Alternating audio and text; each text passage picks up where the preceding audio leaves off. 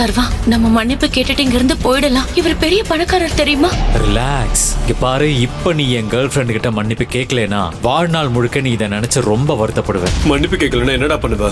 நான் இந்த சிட்டிலேயே மிகப்பெரிய பிசினஸ் மேன். எல்லா பொலிட்டீஷியன்ஸையும் என் சட்ட பையில வச்சிருக்கேன். இப்படி சொடக்கு போடுற நேரத்துல உன்னை காணாமாக்கிடுவேன். ஆனா நான் ஒரு சொடக்க போடுற நேரத்துல உன் முழு பிசினஸையும் காணாமாக்கிட்டா. ஹே நீயா, பர்த்டே டெலிவரி பண்றதுக்கு வந்திருக்கியா?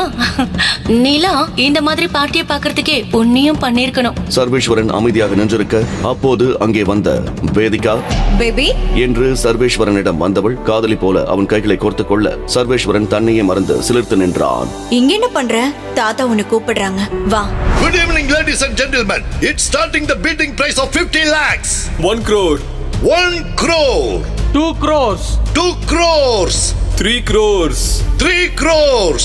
10 crores. Wow, 10 crores. அலைனா மேடம், அதான் சிட்டில பாதி இடத்த வாங்கிட்டீங்களே, கொஞ்சம் நஞ்சமாவது எங்களுக்கும் விட்டு வைக்கலாம்ல. இந்த தொழிலதிபரின் பேச்சை கேட்டதும் அலைனாவின் முகத்தில் கர்வம் கலந்த புன்னகை தோன்றியது. ஆனால் அதனை மறைக்க செய்தபடி ஒலித்தது அந்த குரல். 50 crores. அந்த குரலை கேட்டதும் கூட்டமே அதிர்ச்சியில் திகைத்து திரும்பி பார்த்தனர். அங்கே பணக்காரர்களுக்கே உரிய மிடுக்குடன் அமர்ந்திருந்தான் சர்வேஸ்வரன். என்னது 50 கோடியா? யார் யாது? யாரது? ஏய், இவன் டெலிவரி பாய் சர்வா. இவனுக்கு எங்க இருந்து 50 கோடி வந்துச்சு? டெலிவரி பாயா? யாருக்குமே அடையாளம் தெரியாத மாதிரி ட்ரெஸ் மாத்திக்கிட்டு இங்க வந்து உட்கார்ந்துட்டு இருக்கான். ஏய் ஆமா, 2 நாளைக்கு முன்னாடி என் ஆபீஸ்க்கு கூட லஞ்ச் டெலிவரி பண்ண வந்தான். அப்போ நமக்கு இங்க மரியாதை இல்லையா?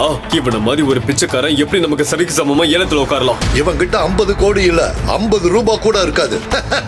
நீங்க இந்த ஏலத்தை நிறுத்திட்டு இந்த ராஜ கம்பளத்தை அலைனா மேடம் கிட்ட கொடுங்க. ஒரு நிமிஷம் கொஞ்சம் பொறுங்க. இந்த டெலிவரி பாய் கிட்ட 50 கோடி இல்லன்னா நான் அலைனா மேடம் ஏலத்தை எதிர்த்து சேலஞ்ச் பண்றேன். 11 crores.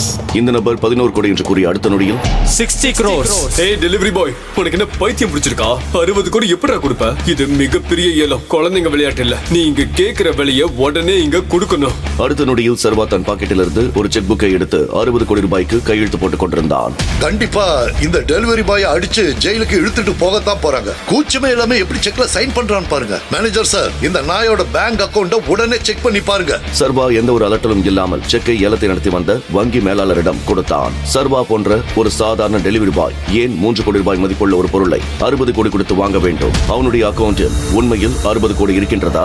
ஒரு நிமிஷம். மேலாளர் தன்னுடைய அக்கவுண்ட் டீமிற்கு கால் செய்து சர்வாவின் அக்கவுண்டை பற்றி விசாரிக்க எல்லோரும் சர்வாவை கிண்டல் செய்து கொண்டிருந்தனர். 800 crores. What's the group name? Rajan group. இந்த ஏலம் முடிஞ்சிடுச்சு. 60 கோடி ரூபாய்க்கு இந்த விலை மதிப்பற்ற கம்பளம் மிஸ்டர் சர்வேஸ்வரனுக்கு வழங்கப்படுகிறது. மேலாளர் மைக்கேல் இதை அறிவித்தவுடன் அங்கு அமர்ந்திருந்த அனைவரும் திகைத்து போனார்கள். வாட்?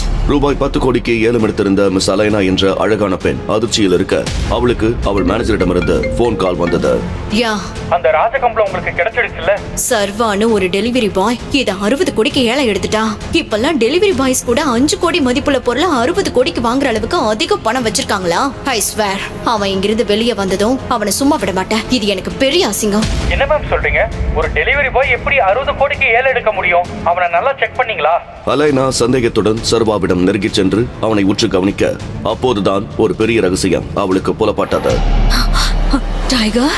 அண்டர்வேர்ல்ட் டான் முதல் போலீஸ் வரை தேடிக்கொண்டிருக்கும் யார் அந்த டைகர்? எப்படி ஒரு சாதாரண டெலிவரி பாயால் இவ்வளவு பெரிய ஏலத்தை எடுக்க முடிந்தது? உண்மையாகவே டெலிவரி பாய் வேடத்தில் ஒளிந்திருப்பது டைகர் தானா? டைகரை தேடிக்கொண்டிருந்த இன்ஸ்பெக்டர் திவாகரிடம் அந்த பெண்மணி ஹோட்டலில் நடந்த ஏல நிகழ்ச்சியின் புட்டேஜஸை கொடுத்து அனுப்ப இன்ஸ்பெக்டர் தீவிரமாக டைகரை பற்றி விசாரணை நடத்தி கொண்டிருந்தார். சர்வா, நாம வேற ஹோட்டல் போலாம். பாரு, இந்த இடம் பெரிய பணக்காரங்க போறது. என்னோட ட்ரெஸ் பாரு, ரோட்டோரமா பிச்சை எடுக்கிற பிச்சைக்காரி மாதிரி இருக்கேன். வைஷ்ணவி, இங்க பாரு, இங்க சாப்பிடுறவங்களுக்கும் நமக்கும் வானத்துக்கும் பூமிக்கும் உள்ள வித்தியாசம் மாதிரி இருக்கு. வைஷ்ணவி, நீ ரொம்ப அழகா இருக்க. நான் சேவ் பண்ண காசு எடுத்துட்டு வந்திருக்கேன். இன்னைக்கு உன் பர்த்டே வைஷ்ணவி. வேண்டாம், நீ ராத்திரி பகல்னு ஆர்டர் டெலிவரி பண்ணி இந்த பணத்தை சம்பாதிச்சிருக்க. நான் ஒரே நாளே இதை செலவு செய்ய விட மாட்டேன். இவ்வளவு தூரம் வந்தாச்சு, என் கூட வா. சொன்னா கேளு. இரு, ஒரு நிமிஷம் நான் போய் பாக்குறேன் என்று சொல்லிவிட்டு சர்வா அந்த விலையுயர்ந்த உணவகத்திற்குள் வைஷ்ணவியை அழைத்துச் சென்றான். சர்வாவை தடுக்க ஓடிச் சென்ற வைஷ்ணவி ஒரு பணக்காரன் மேல் வேகமாக மோதினாள். அவன் அணிந்திருந்த காஸ்ட்லியான கோட் சூட்டில் மது கொட்டிவிட, Are you blind? I'm so sorry sir. Manager, இவளெல்லாம் யார் உள்ள விட்டது?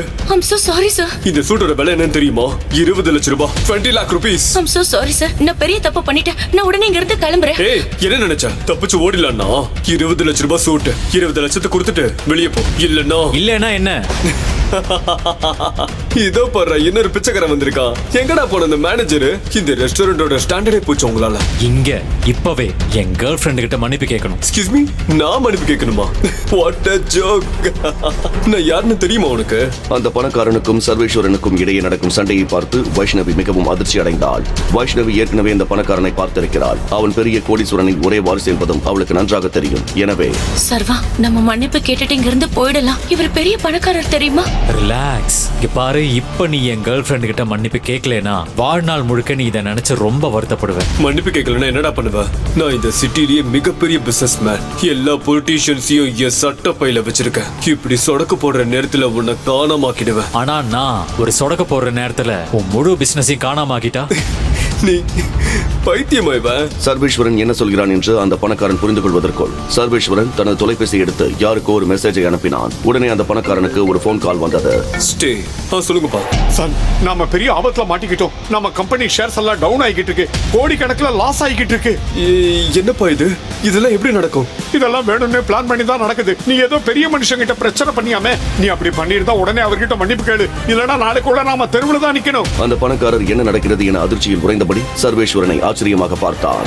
இன்வெஸ்டிகேஷன் செய்து கொண்டிருந்த இன்ஸ்பெக்டர் திவாகர் சர்வேஸ்வரனை பற்றின நிகழ்வுகளை கேள்விப்பட உறைந்து நின்றார். இவர் தேடும் டைகர் தான் சர்வேஸ்வரனா என்ற கேள்வி அவர் மனதில் ஆழமாக தோன்ற ஆரம்பித்தது. எப்படியாவது டெலிவரி பாய் இடத்தில் இருக்கும் அவனை பிடித்துவிட வேண்டும் என அவர் மனம் துடிதுடித்துக் கொண்டிருந்தது. உன்ன மாதிரி 5கோ 10கோ பிச்சை எடுக்கிற ஒருத்தர் எனக்கு பாய் ஃப்ரெண்டா? முதல்ல வெளியே போ. வைஷ்ணவி, இங்க பாரு, ஏதோ இருந்தாலும் வீட்டுல போய் பேசிக்கலாம். இனி என் மூஞ்சிலே முழிக்காத சர்வா, போ இங்க இருந்து.